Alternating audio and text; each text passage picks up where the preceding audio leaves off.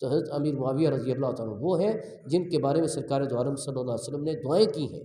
ترمذی شریف میں حدیث ہے، امام ترمذی نے اس کو حسن درجے کی حدیث کہا ہے۔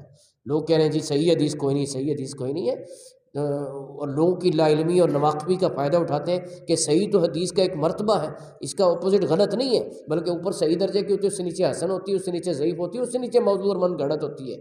تو یہ صحیح نہ کہہ کے سمجھتے ہیں کہ لوگوں کو جال میں لے آئیں گے کہ جی من گھڑت ہیں۔ صحیح ستہ کے اندر موجود ہیں حدیثیں ان کے فضائل میں۔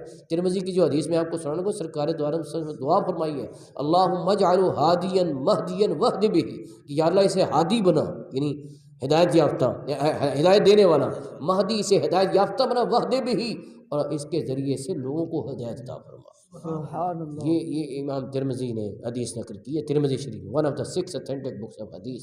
تو سرکار کی دعا ہے، اجابت کا صحرا عنایت کا جوڑا دلہن بن کے نکلی دعائے محمد، اجابت نے جو کر گلے سے لگایا بڑھی ناز سے جب دعائے محمد، سب کہو صلی اللہ، زور سے بولو صلی اللہ علیہ وسلم، صلی اللہ علیہ وسلم، صلی اللہ علیہ وسلم۔